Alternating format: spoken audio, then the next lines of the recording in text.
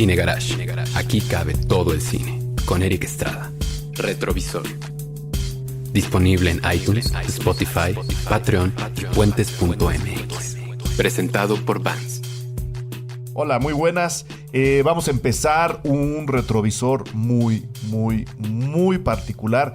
No lo digo solo por nuestro invitado, que ustedes ya lo conocen y lo queremos mucho, Antón Goyenechea, escritor, basquetbolista, viajero, turista en sus propias ciudades, porque tiene varias, a quien le agradezco enormemente haberse abierto paso en medio de una ola de calor chilango que nos tiene a todos ya con la lengua seca como lija.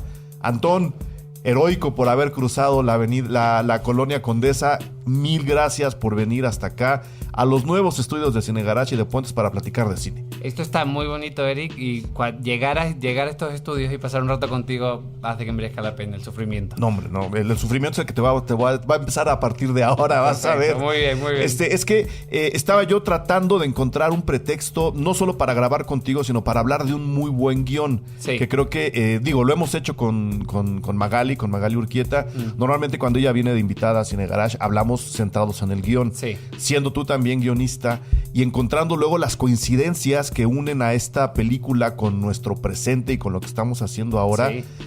Creo que me emocionó bastante revisitar, como dijiste hace rato, Confidencias de Medianoche, como se llamó en España, Problemas de Alcoba, como se llamó aquí en México, Pillow Talk, como se llamó en Estados Unidos. Una película que en 2019 cumple 50 años de haberse estrenado. Sí.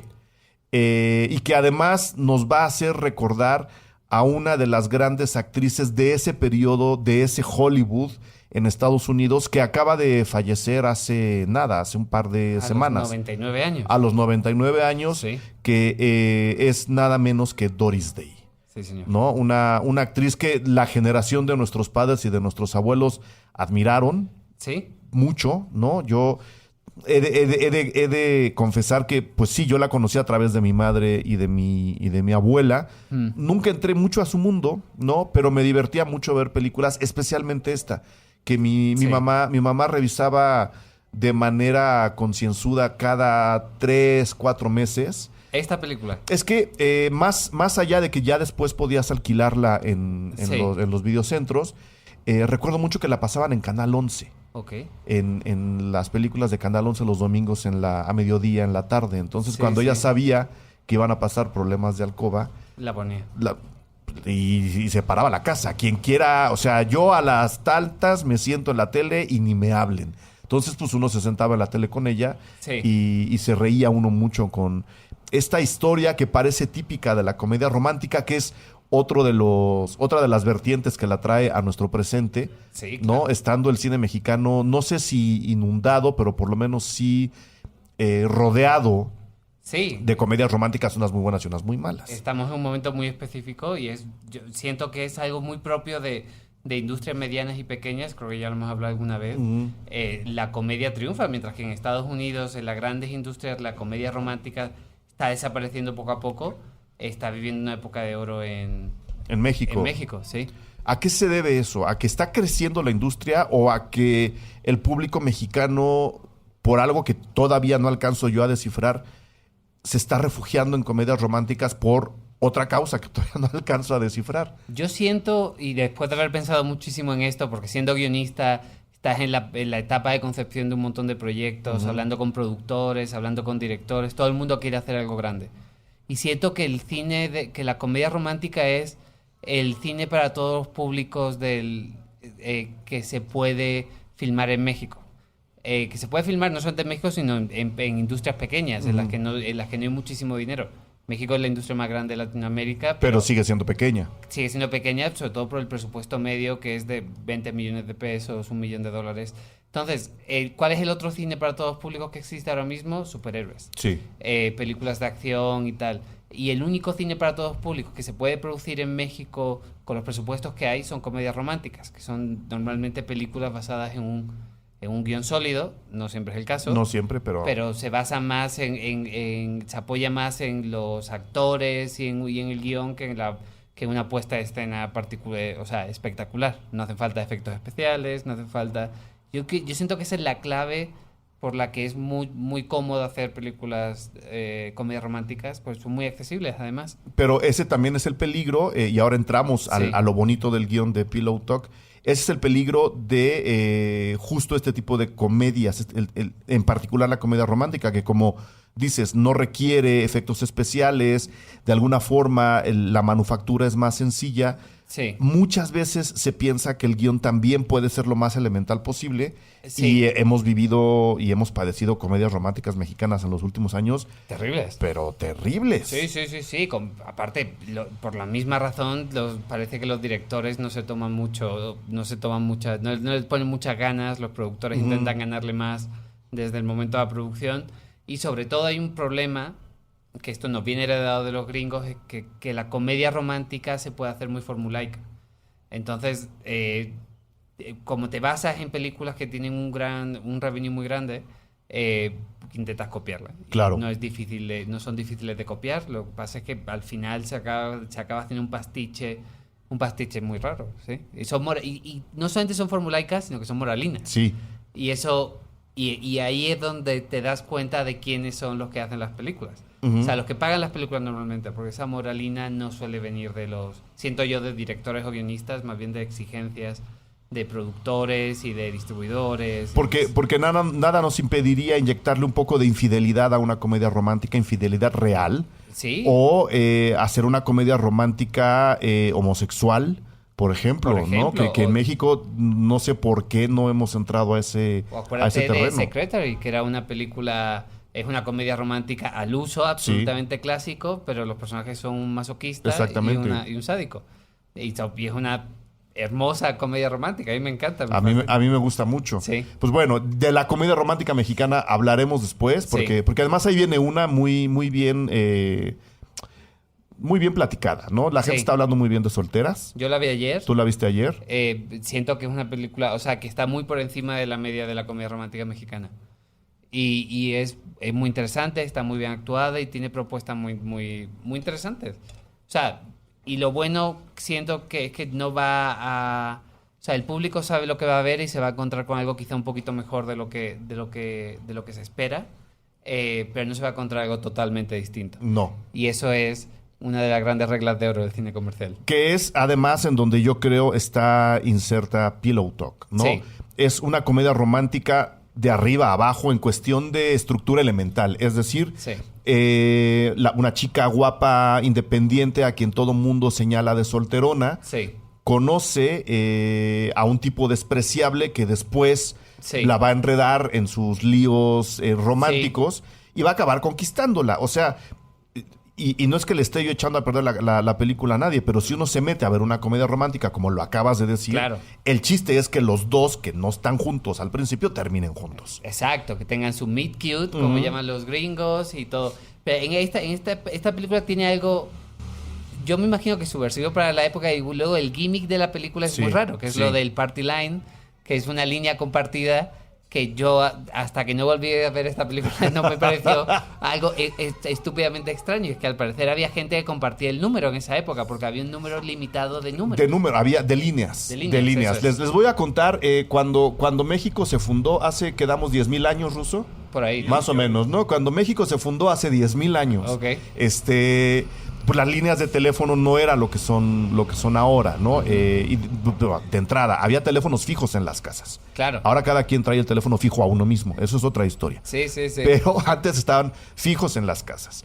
Y era muy común, como las líneas eran físicas en ese momento, sí era muy común que tú, en algún instante, hablando por teléfono, escucharas lo que se llamaba que se cruzara la línea, escucharas una conversación que había iniciado en otro número, probablemente en el de tu vecino. Exacto. O en otra casa, o que marcaran un número y en lugar de llegar al número que marcaron, llegaba al tuyo. Eso es. Eso era muy común en el siglo XX, a finales del siglo XX.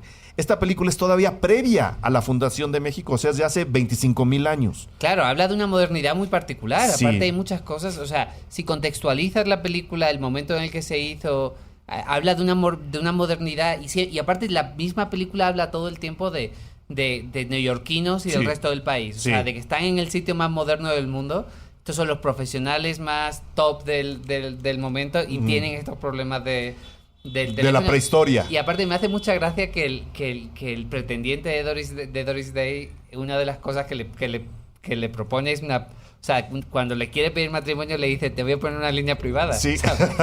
Es buenísimo. Es como si ahora decidieran cambiar de compañía telefónica. Sí. Y a la hora de la mutación, pues bueno, les llegaran llamadas de otro número que, o sea, algo así sería como el que se cruzan las líneas. Y es como dices, el gimmick, digamos, el resistol a través del cual vamos a unir las situaciones de esta película, porque pasa lo siguiente. Doris Day, que es además, hablando de esta modernidad neoyorquina en donde viven, es como si estuviéramos viendo a los supersónicos contra los picapiedra, ¿no? Ellos son los supersónicos y el resto del mundo somos los picapiedra, que vivimos en las cavernas. Ellos viven en Nueva York, la ciudad más moderna en ese momento. Tan moderna que ella es independiente y es decoradora de interiores. Sí. Cuando en el 59 las chicas eran, o sea, no se podía. Claro, era... A mí una cosa, perdona que en mi cabeza Doris Day funcionaba, era distinta al resto de las grandes estrellas de la época. Sí. Porque ella representaba una especie en mi cabeza, insisto, del modelo de la mujer de los 50. Sí. Y creo que eso también hace esta película bastante actual. Porque estamos hablando todo el tiempo de cierta moral y de ciertos valores de los 50. Ella representaba de alguna forma el ama de casa de los suburbios. Ella representaba ese en mi cabeza. Claro, pero en cambio en esta película representa algo totalmente distinto, que es muy interesante. También tenemos que hablar de Rock Hudson, que es... Pero bueno, podemos entrar en eso. No, pues vamos para allá, vamos cuando tú quieras. Ella conoce a Rock Hudson porque... tienen este cruce de líneas. Sí, claro, pero ella no sabe que él vive arriba. Claro, tiene el cruce de líneas. Él se acaba tiene su departamento de soltero. Eso es. Un departamentazo de soltero. Increíble. Tiene las líneas cruzadas, pero ella no sabe cómo se ve este hombre con quien se le cruzan las líneas. Entonces, él, siendo un gigoló, porque es lo que es como, de hecho, se parece mucho al personaje de Two and a Half Men. Sí. ¿No? Sí, claro. Él es un compositor de jingles y de canciones para la industria del entretenimiento. Y al mismo tiempo, como eso lo deja mucho tiempo libre, da muy buenas ganancias, se dedica pues a pasársela bien con cuanta chica se le cruza. Exacto. Y él es un señor de 1,93, estúpidamente guapo. Sí, que es Rock Hudson. Con gran facilidad para los acentos, ahora hablaremos de eso. Sí. Es un galán y usa la línea de teléfono para cantarle a todas sus novias. Doris Day, que es una mujer profesional y muy ocupada, que también tiene que usar la línea de teléfono para cuestiones profesionales, tiene siempre esa línea ocupada porque este señor le está cantando canciones a sus novias. Y está harta. Ella está harta. Y lo odia. Por supuesto. Entonces tienes el primer acto en pero el que no ella... sabe cómo es él. No tiene idea de cómo es él. Sí. Que eso también es un rollo muy particular de la película. Y luego él, enterándose quién es ella y viéndola, decide enamorarla. Entonces se hace pasar por un... por un tejano. Un empresario tejano, ¿no? Le dice algo así. Un ranchero tejano. Sí. Finge un acento, que es lo que decías tú, un acentazo tejano que te cagas. O sea, ¿sí? Él dice yes y dices es yes en acento tejano. Sí, es muy gracioso. Pero bueno, todo esto hay que decir. Ella tiene un pretendiente que es un multimillonario. Sí. Que en el primer acto le regala un coche y ella dice que no. Ella es una mujer digna, no está buscando marido y eso es lo que le hace una mujer muy moderna. Sí. Que ahora tenemos que hablar de ciertas cosas que pasan en la película. Eso. Hablemos de una vez, Antón, porque veo que estás haciendo una lista y yo nomás estoy interrumpiendo. No, o sea, esta película es un manual de date rape. Yo no sé quién sabe si la audiencia entiende lo que es. A ver. Que es básicamente cuando una chica sale, o un chico sale con alguien en una cita y siente que lo han violado que después de tener sexo con la otra persona o ha habido intención de violarlo, de acosarlo, tal. A Doris Day en esta película, en 3 ocasiones por lo menos, se tiene que quitar a señores de encima casi a golpes, con una sonrisa de oreja a oreja, un tipo que para su coche en mitad de la carretera y se le echa encima. Es muy curioso cómo no sobrevive el paso del tiempo. Ese tipo de comedia que hace 10 años la gente se hubiera muerto de risa. Rock Hudson tiene en su casa un botoncito que hace que se cierre la puerta por Sí, dentro. sí, el mismo botón enciende la música y al mismo tiempo echa el Lo que cerrojo es en la puerta. Exacto. El pretendiente la obliga a darle un beso en su oficina. Todas estas cosas no tienen ningún sentido en 2019. Y es muy curioso cuando ves la película desde una perspectiva moderna y quizá puedan nublar pues lo bonito y lo bien hilado que está el guión. Ujú. Lleno de casualidades. O sea, como iba diciendo, el personaje, el pretendiente millonario al que Doris Day le está redecorando la oficina, Que es Tony Randall, ¿no? que es Tony Randall, Ujú. resulta que también es el mejor amigo de De Rock Hudson, Rock Hudson, que se llama Brad Allen. Brad Allen, que es un gran nombre. Antes que Brad Pitt, tuvimos a A Brad, Brad Allen. Allen. Exacto. Y bueno, ya decía Que mucho. es de Nueva York, no podía apellidarse de otra forma que no sea Allen. Y bueno, y también tiene ciertos gustos perversos. Sí, Pero judío no es, eso es verdad. El caso es que el bueno resulta que estos dos son amigos Sí. y que de alguna forma medio mágica, que quizás es uno de los agujeros en el guión, bueno, no, en realidad es bastante sólido en el diálogo, cuando se da cuenta Rock Hudson de que el amor de la vida de su mejor la amigo chica a la que él es está la chica conquistando. exacto. Y por deporte. por deporte, y la relación entre estos dos durante toda la película, entre los dos amigos, Sí. es igual, o sea, son cierto tipo de cosas que dos amigos del mundo en el 2019 se harían entre ellos y se dejarían de hablar. Sí. Estos dos tipos tienen tan poco aprecio por el sexo femenino que para ellos es como te comiste mi torta y ahí se queda. Sí. Viéndola así, o sea, entendiendo la película con los roles de género que plantea, Claro. que eran, va a sonar terrible, pero eran enteramente naturales en 1959 y lo fueron hasta hace muy, muy poco tiempo. Sí. La película, pues, obviamente podría parecerle monstruosa a mucha gente. Sí. Yo no soy muy dado a juzgar películas del pasado, o sea, no voy a decir que es una película asquerosa, que no hay que ver, porque entiendo perfectamente y me gustaría que la gente que hace este tipo de análisis en retro lo hiciera también. Entiendo perfectamente que estamos viendo el mundo de 1959 Y la moral de 1959. y que no tenían el entendimiento ni el alcance de miras para decir vamos a hacer una película enteramente progresista e igualitaria ahora en el 59 para que cuando hagan un programa en el 2019 no nos tachen ni de machistas ni de sexistas. Siendo que esta película en el 59, sospecho que era una película muy progresista. Claro, y ahora vamos para allá. Entonces, Eso es. habiendo planteado esos roles de género, que Ajá. ya dijimos que viéndolos de la distancia Sí. son brutales, pero le agregan simpatía a la película a partir de un guión muy inteligente. Exacto. Hay una premisa importante que la audiencia debería entender. Yo la entendí no hace mucho. Yo tampoco he escrito no he escrito comedia romántica, pero alguien me explicó y creo que y reveló todo es que los stakes, o sea, los objetivos de los personajes en una comedia romántica es esencial que no sean trascendentales. Ujú. O sea, tienen que ser muy banales para que pueda funcionar La comedia. Los ides y venides los ires y venides de la comedia, exacto. Y de la relación entre los personajes.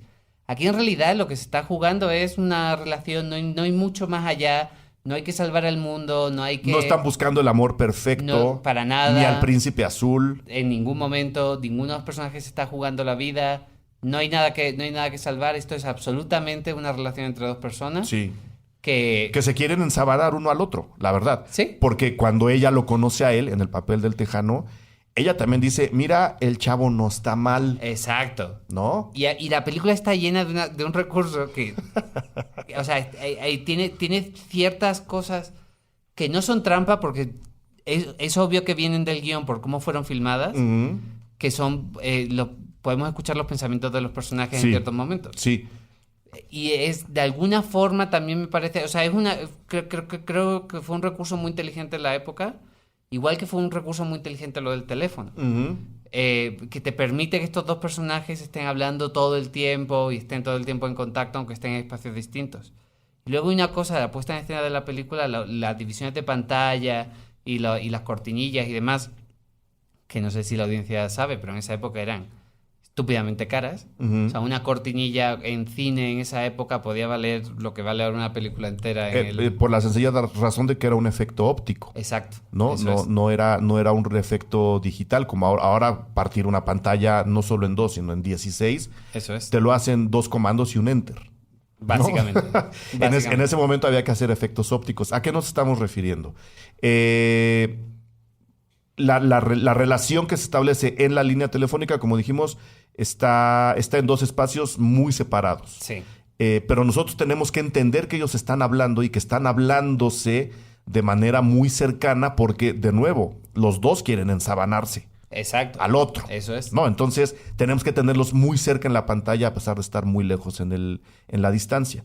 ¿Cómo resuelven eso? Dividen la pantalla en 2 y nos los unen en el encuadre. Exacto. ¿Ok? Con un efecto óptico que, como dice Antón, era muy caro.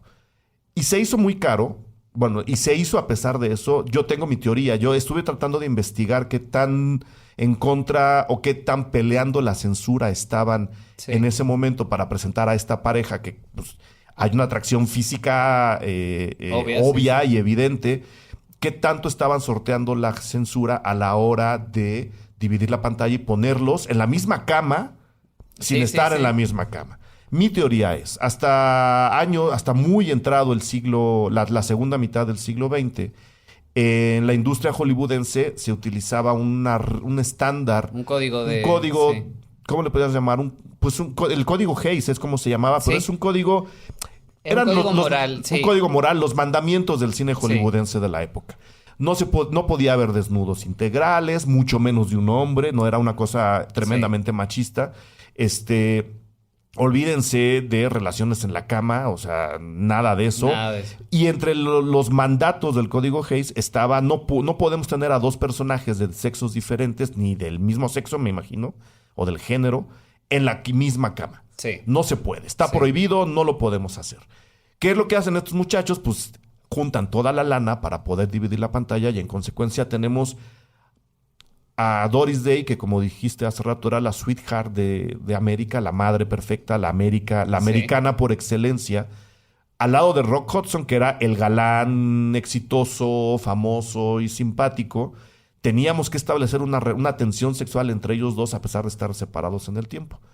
Y los vemos no solo en la misma cama, hablando por teléfono, los vemos bañándose juntos. Sí. No voy a decir más porque creo que es muy bonito que la gente que no ha visto la película lo descubra, pero se bañan juntos, hablan juntos en la cama y se tiran la onda todo el tiempo, sin estar en el mismo espacio.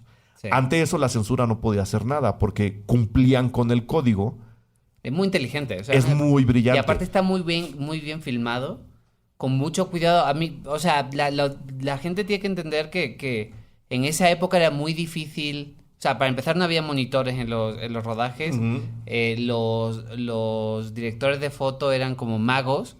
Ellos eran los únicos que veían la película. O que se la imaginaban lo más cercano a cómo estaba quedando. El director tenía que explicar algo. Algunos directores revisaban encuadres. Pero esta película está filmada casi matemática. O sea... cuando cortan la pantalla, los decorados están perfectamente unidos. Yo quiero... es una película que todavía está filmada toda en interiores y en decorados. Ahí no creo que no haya ningún exterior real. No, o sea, son fingidos, sí. Claro. Entonces, es una película que está muy bien construida. Es el final de la época de los estudios, cuando se puede sentir el poder de que una película de este tamaño...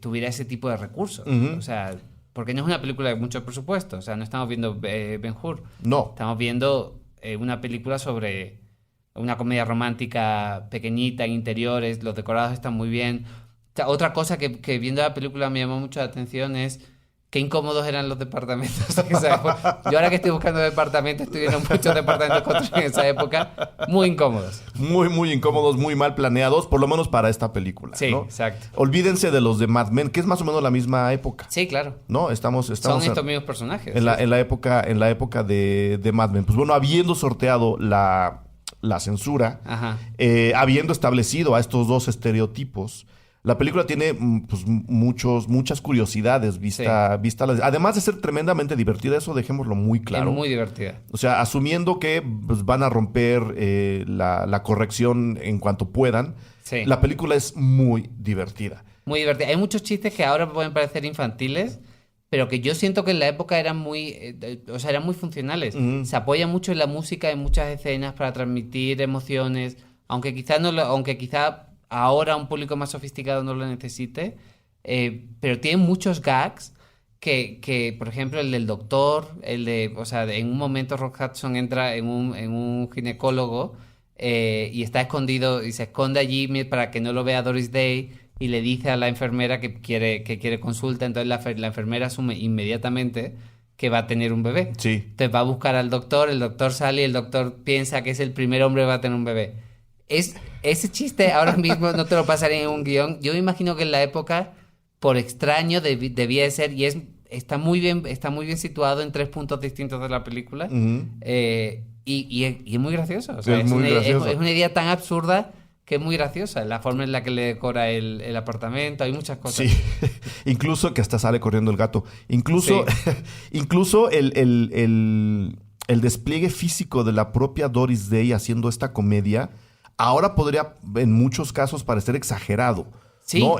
Voltear a ver de una manera muy brusca algo que tenemos que ver nosotros también. O sea, cuando algo le llama la atención, es evidente y hasta exagerado cómo le llama la atención por lo menos a su personaje. Sí. Y aún así sigue funcionando. Funciona muy bien. Igual que Rock Hudson borracho, con la señora que trabaja para Doris Day, levantando la cabeza y tirándosela contra la mesa. Sí, la señora que le hace la limpieza, que es una alcohólica. que es alcohólica perdida, Sí, siempre llega borracha al departamento. Y ese es el running gag de la señora anciana alcohólica. Sí. O sea, hay tantas cosas que son interesantes, que hablan también no sé, o sea, yo me imagino que en los años 50 una señora de esa edad es alguien que pasó por la Gran Depresión, que es más dura que cualquier cosa y que puede beberse 3 botellas y tirar a Rock Hudson. A Rock Hudson, que mide 1,93. Yo insisto, me sorprendió mucho la altura. Y en esta película se ve más alto que en ninguna otra película. Especialmente en el gag del coche. En el gag del coche es muy divertido. Ahí mi madre se desternillaba de la risa. Sí. Obviamente Rock Hudson no cabe en un coche. Y aquí no solo no le dan un coche normal, le dan un coche mucho más pequeñito. Sí. Jugando con cosas que ahora, como dices, podrían no parecer tan chistosas. Ahora, pareciéndonosla, porque además estamos entendiendo que es una película del pasado. No, y el contexto de la película, si ves la película en el 2019, es una película muy graciosa, porque tiene muy bien qué pasaba en esa época. No es una película que pretende ser otra cosa que una película que refleja su tiempo y su momento. Hacia allá va mi pregunta. Si alguien quiere entender la estructura más cercana a la perfección de una comedia romántica, tendría que estudiar otras películas, pero en esa lista creo que debería estar esta. Sí, y es una película muy moderna en estructura, en cómo se mueve la película, en montaje paralelo, en muchísimas cosas. Es una película muy sofisticada en la narrativa que usa. Uh-huh. Es una sofisticación que quizá, o sea, que a día de hoy funciona, que el público quizá no aprecie porque estamos inundados de historias y demás, pero es una película que está muy bien escrita, está muy bien hilada, se mueve todo el tiempo hacia adelante, no hay escenas que sobren, no hay... O sea, hay muchas cosas que yo veía y decía, un productor ahora mismo seguramente te pediría que lo quitaras, pero como guionista él tendría una explicación para por qué se debería de quedar.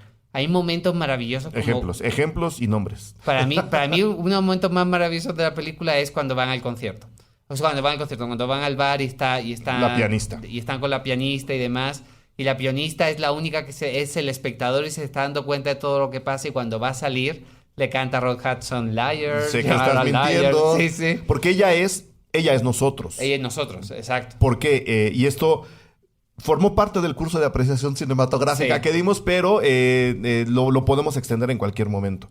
Porque este personaje, la pianista, obviamente, Rock Hudson lleva a una cena romántica que luego nos lleva a una cena... lleva ella. O sea, Rock Hudson está... O sea, para poder conquistar a Doris Day, se hace pasar por este Por el señor tejano. tejano. Entonces, él se hace pasar por un turista. Ahí viene el primer comentario neoyorquino. Ajá. Cuando va a visitar a su pretendiente, el pretendiente le dice, pero si eres de Nueva York, ¿qué haces con un provinciano? ¡Un turista! Un turista. Yo viví en Nueva York 5 años y realmente a día de hoy Sí. es como ven a la gente de fuera de Nueva York. Pues bueno, él lleva a Doris Day a este piano bar, Eso es. ¿no? A donde, nosotros que ya sabemos, nosotros somos los únicos que sabemos que tenemos muy hitchcockianamente, Sí. tenemos toda la información de lo que está ocurriendo, Sí. excepto, además, o sea, los personajes no saben lo que nosotros sabemos. Nosotros sabemos más que nadie lo que está pasando Sí. ahí. En consecuencia, sabemos que Rock Hudson es un conquistador incorregible. Ajá. Y que se está ligando a la güera por mero deporte. Y para vengarse Y de para ella. vengarse de ella y para sí. demostrar que él las puede, ¿no? Eso Eso es. en toda forma, un macho. Eso es. La lleva al piano bar a donde lleva a todas sus conquistas. Sí. Uno asume eso, ¿no? Porque la pianista sí sabe quién es él, Sí. ¿no? Y a la hora de que la pianista sabe quién es él y que ella se da cuenta que le está mintiendo a Doris Day, que nosotros sabemos que le está mintiendo. Cuando en ese momento es cuando su mejor amigo, el pretendiente de Doris Day, se da cuenta a través de un detective de que su amigo se está intentando ligar a Doris Day. Entonces aparece en el bar, en el momento en el que Doris Day se va al baño, tienen una conversación, la pianista está mirando la conversación. Exacto. Y al final no dice nada. Y es interesante, quizá podríamos hasta meternos un poquito más, porque la pianista es una pianista negra Métete. en Estados Unidos y demás. Quizá ella no tiene permiso, como la audiencia no tiene permiso de hablarle a la pantalla, Claro. es una representación de cómo no tiene permiso de entrar en el mundo de estos exitosos hombres Ella blancos. está del otro lado dándose cuenta Exacto. de la hipocresía en la que se están moviendo. Y su única herramienta es cantarle una canción. Exactamente. Que es para mí uno de los momentos más divertidos de la película. Sí, porque Rock Hudson le responde sin decirle nada. Sí. ¿No? O sea, la cara que pone él ahí es invaluable. Exacto. Entonces, en consecuencia, ella es nosotros. Sí. ¿No? Ok. Paréntesis de un curso de apreciación. Sí. Luego seguiremos. Te voy a invitar a dar una clase un día, fíjate. Yo feliz. De hecho sí, hay planes por ahí. Va. Rock Hudson. La historia de Rock Hudson es entre triste, feliz, como persona, quiero decir. Sí. ¿No? Era homosexual. Bueno, claro, sí. Era homosexual, tuvo pareja durante muchísimos años, era un secreto a voces en Los Ángeles. Ajá. Y murió de SIDA. Y murió de SIDA. Hay una escena Sí. que no sé qué tanto se pudo haber manipulado el guión o si ellos sabían o si fue un Ajá. chiste interno. A mí me intriga, quizá por morbo, pero también un poco viendo la película como algo un poquito más avanzada de lo, Sí. de lo que creemos. Y es donde quiero pedir tu opinión. Los guionistas son Stanley Shapiro y Maurice Richlin. Sí.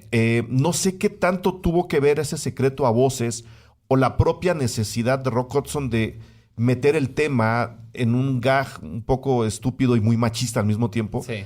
en el que él se hace pasar, o por lo menos le meten la idea al personaje de Doris Day Que de es que este tejano puede ser gay. Sí. El primer beso que le roba este estafador a Doris Day es después de que él maneja la idea de que su personaje es gay.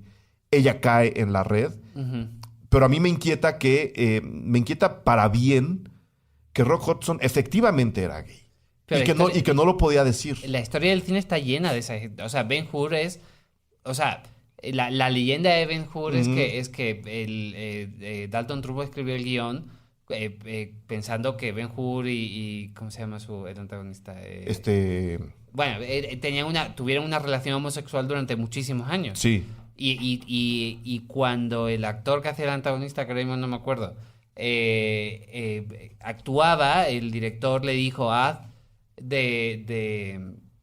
o sea, tu personaje es gay, Sí. no se lo digas a... ¿No era Mesala? Era Mesala. Mesala. ¿Sabes de qué año es Ben-Hur? ¿De qué año es? Del 59. Mira, fíjate, o sea, aparte estamos entrando en los 60s, que los 60 según esto empiezan realmente en el 63.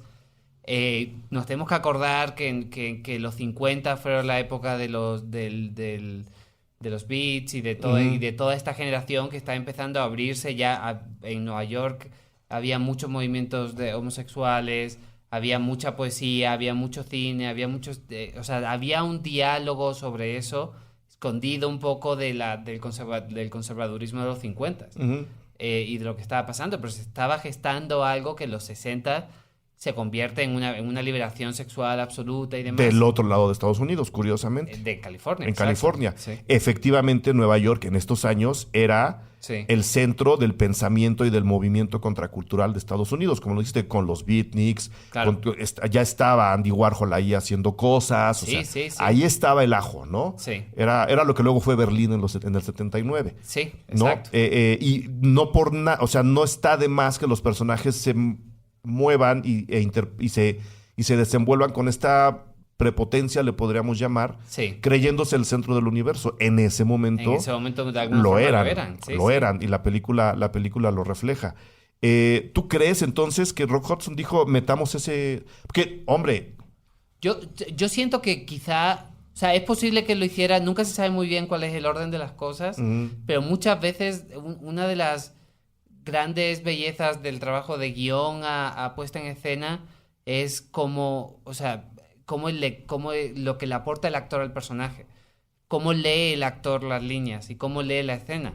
El actor es una herramienta, o sea, no es solamente una herramienta, es parte es como dicen, el guardián del personaje. O sea, mientras que el escritor es el guardián de la historia, el director es el guardián de la totalidad de la película, el actor es el guardián del personaje y él tiene el deber de descubrir cosas, de sacarlas y de fomentarlas. A mí no me extrañaría que él realmente dijera, oye, quizá podemos sacar algo más interesante en esta escena que estaba en el guión original. O jugar con otros estereotipos, ¿no? Sí. Porque el homosexual que dibujan nada más para ese pequeño gag es otro estereotipo, ¿no? Un hombre que vive con su madre, que la procura todo el tiempo, que le gusta cocinar. Hablo de estereotipos de esa época. Claro, ¿no? sin decir en ningún momento que es homosexual. Y sin portarse como un homosexual escandaloso, que es lo como más... como alguien afeminado. Afeminado, que es lo más bonito del gag. Sí, ¿no? Sí, claro. Ya sabes cómo son esos hombres que nunca... que siguen viviendo, que quieren mucho a sus... Algo así, nunca dicen que es homosexual. No, nunca. Pero, y ella se lo insinúa de una manera igualmente conservadora. Oiga, señor, usted me ha invitado no sé cuántas veces y siempre ha sido un caballero. Sí, claro. A ver, explíqueme eso, ¿no? Claro. Es curioso como de la... Como una mujer, cómo representan a una mujer moderna y cómo se veía una mujer moderna como alguien con valores particularmente conservadores, ¿no? Para ser esa mujer independiente no puede ser las novias de Rock Hudson, que se acuestan con él porque el tipo es hermoso. Insuperablemente guapo. Pues, y es carismático y demás, y ellas están dispuestas a darlo todo por él. Esas mujeres eran modernas de una forma, mientras que Doris Day es moderna de otra forma. Y quizá esa modernidad es algo que ahora hasta se vería como conservador, ¿no? Sí. O sea, una mujer que vive sola, que no necesita un hombre, pero que está buscando a un hombre sencillo, que no complique las cosas. Este es su diálogo, su monólogo interno. Exacto. Que conocemos, porque escuchamos sus voces. Escuchamos sus pensamientos. Sí, sobre todo los de ella. Sí. Que es un refuerzo curioso, que yo siento que ahora sería difícil de vender en una película. ¿Estar centrado en ella? No, el monólogo interior. La voz en off. La voz en off de ella, pero que en esto está en el guión, porque está filmado así. Sí. O sea, la película tiene los espacios para que nos paremos, ella mira al espejo y tenga un diálogo interior. Sería muy curioso también conseguir este guión, que debe ser muy difícil de conseguir. Pero sobre todo porque en esa época los guiones se escribían de una forma muy particular. Sí. Antes de o sea, todavía no se escribían en escenas como se escriben ahora, se escribían por planos. Entonces tienen unas estructuras muy particulares, pero también eso es, volviendo un poco a la idea anterior de la puesta en escena de la película, probablemente es lo que hace que sea tan precisa en la forma en la que está filmada. O sea, que sea tan exacta y precisa en la forma en la que se filma. Que tenían que controlar todos estos ingredientes. Sí, pero que lo tenías desde el guión. O sea, el guión literario no existía todavía. El guionista escribió un guión técnico. Claro. Entonces tenía que escribir el tamaño del plano. Si era un close-up, si era un long shot. Exacto. Escribirlo. Me da mucha curiosidad porque uno de los grandes debates entre guionistas continuamente es cómo escribes una llamada telefónica. Cómo haces o sea, si cortas, porque son dos espacios distintos, rompes la regla de la escena, que es el mismo espacio, mismo tiempo, pero son dos cosas que pasan en paralelo y hay una interacción. Entonces, ¿cómo le haces? Hay 50 formas distintas de escribirlo, es una cuestión de gusto. Lo importante es que cuando lo leas se entienda, pero a nivel estilístico es un gran debate. Yo me pregunto cómo escribieron estas escenas. O sea, cómo hicieron para empalmar dos planos, de escribir dos planos y tener dos diálogos que están pasando al mismo tiempo. Me parece... De ahí viene mi teoría de que, Sí. de que sabían que les iban a tachar 100%. el guión y que les iban a decir, estos dos no pueden estar juntos, no pueden estar Sí. hablando esas cosas Sí, en la misma habitación. sí. Y como lo sabían, en lugar de autocensurarse, dijeron, pues ahí les va. Eso es. Es ¿No? un acto de absoluto ingenio. O sea, Sí, y de rebeldía para la época.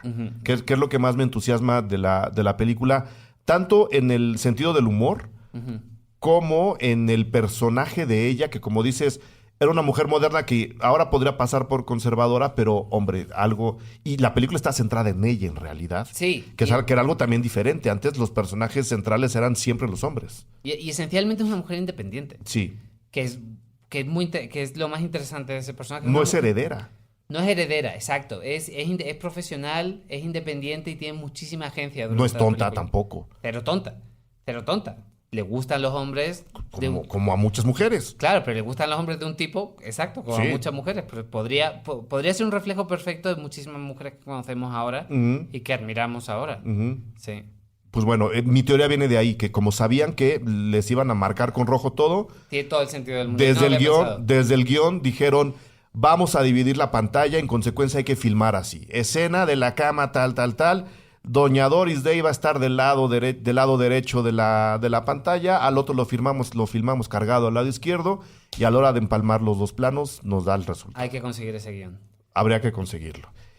Dime. El último punto de giro de la película, el momento en el que ella se da cuenta de la trampa, Sí.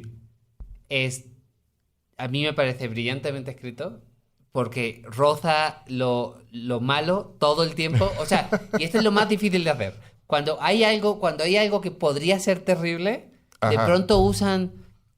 También es muy bonito el hecho, es una película muy musical. Sí. Y usa mucho el sonido, porque Rock Hudson es músico. Y usa una canción y la forma en la que pasa, la forma en la que está filmada, la forma en la que está escrito es tan delicado, es tan inteligente, es tan preciso que es, no sé, o sea, a mí ¿Qué tanto puedes contar sin echarle a perder a la gente el final? ¿Te pongo en un aprieto? Sí. Es que yo siento que ese es el verdadero... Porque no queremos contarle a la gente No. la escena final. Ese es el... Bueno, porque no la escena final. el No la final escena final. ya lo sabemos. Que es Sí, lo que no, que decías. van a quedar... No, yo me refiero a cuando se deshace el nudo. Claro, exacto. Que es justo el momento en el esa es la verdadera sorpresa de la película. Que es el momento más hitchcockiano de la película. Déjame Absolutamente. volver, porque Absolutamente. muchas de las preguntas que planteaba Hitchcock en sus películas Sí. es ¿qué va a pasar cuando ellos se enteren de lo que yo ya sé? Sí, Ahí está el suspenso. eso es. ¿No? No, No, es muy preciso, es muy bonito, pero no- no podemos decir mucho. No sin fastidiar. Ok. Yo creo el momento más emocionante de la Entonces película. no lo hagamos. Pero merece la pena. Cuando Merece la pena. Y que la gente disfrute de la puesta en escena, la forma en la que mueve la cámara, Los la forma en colores. los colores, cómo entran y salen de las habitaciones. La película tiene unas cuantas locaciones que están muy bien usadas, que son raras para la época. O sea, hay ciertos códigos que tienes que superar para entender la película, como por ejemplo lo de la línea, que ahora parece Sí. absolutamente absurdo. Entender cómo son las oficinas de este señor millonario que tiene que de pronto la puerta se abre y hay un ginecólogo y hay otras cosas. Hay ciertas cosas en la película que son muy neoyorquinas, pero que tampoco tienen mucho que ver con los personajes y los personajes alrededor, o sea, la gente con la que ellos tratan, el jefe francés Sí. de Doris Day, que detesta a todos sus clientes. Porque es francés. Porque es francés y todo el mundo tiene muy mal gusto. Esta señora que tiene mucho dinero y muy mal gusto. Ciertos chistes como lo de la diosa de la fertilidad, que está muy cagado. Como hay una señora, este señor le está enseñando ¿cómo era? Una vasija funeraria del Ajá. siglo XIV y esta señora la quiere convertir en lámpara. O sea, hay muchos discursos sobre el dinero, por ejemplo. Sí. El personaje, el pretendiente de Doris Day, él es multimillonario y tiene un discurso en el que dice, yo nací con $8 millones y todavía tengo $8 millones, no he avanzado en mi vida, No he hecho nada para progresar. no he hecho nada para progresar, en cambio tú eras pobre y ahora tienes un poquito, está increíble. Ajá. ¿Esa sería tu parte favorita de la película? Cuando el nudo se deshace. Sí, sin duda. Me parece esa y la escena del piano bar, que me parece que igual contiene esa complejidad de la escena que va y viene y hay un secreto y se sostiene y te vas y no dices, que es lo que te pasa muchas veces. No. Ahí cuando se va él, ahí aprieta el nudo todavía claro, más, eso ¿no? es. Y te quedas como... O sea, hay veces o sea, lo más difícil, siento yo, de escribir una película y de hacer una película es que la audiencia no piense que estás haciendo trampa. Exacto. Que típico del melodrama. O sea, yo sé algo que tú no sabes y es absolutamente trascendental, pero no te lo digo porque pasa un pájaro. Sí. ¿No? Y tú en ese momento te tenías que ir al baño. Y de pronto ya después no nos encontramos. Sí. Entonces, esta película no tiene eso. Lo roza, juega con eso. Pero, y sí. y eso para mí quizá es emocionante porque siento que hay mucho ingenio y mucha inteligencia detrás de este guión. Muy bien, yo estoy completamente de acuerdo contigo y la invitación es para que la gente se acerque a la película. No es difícil de conseguir, o está en un Blu-ray o está en DVD, o si le rascan en su servicio de streaming, es muy probable que salga. Sí.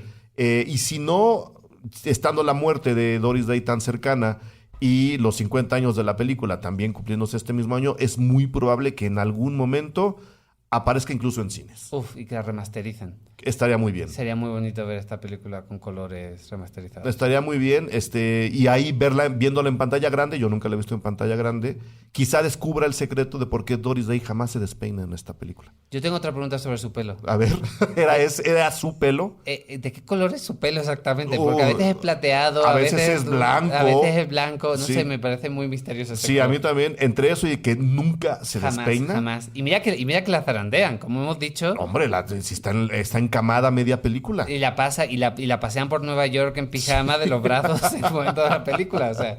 Muy bien. Antón, mil gracias de verdad por venir a platicar de esta Gracias película. a ti. Esto siempre se me hace corto, Eric. Siempre Siempre se me hace corto. Voy a abusar de tu vecindad. Abusa. Y te traeremos más seguido Claro que sí, cuando quieras. al retrovisor. Un saludo a la gente que nos ayuda convirtiéndose en Patreons de este proyecto. Entren a www.puentes.mx/construye. Ahí van a encontrar todas las instrucciones para convertirse en Patreons de este proyecto. Antón, mil gracias de verdad. Ojalá de verdad llegue la película a cines en alguno de estos meses que nos quedan del 2019, que son hasta ahora más de la mitad. Pues ojalá que sí. Ojalá que sí. Saludos. Gracias por invitarme. Chao. Cine Garage. Aquí cabe todo el cine. Con Eric Estrada. Retrovisor. Disponible en iTunes, Spotify, Patreon y puentes.mx. Presentado por Vans.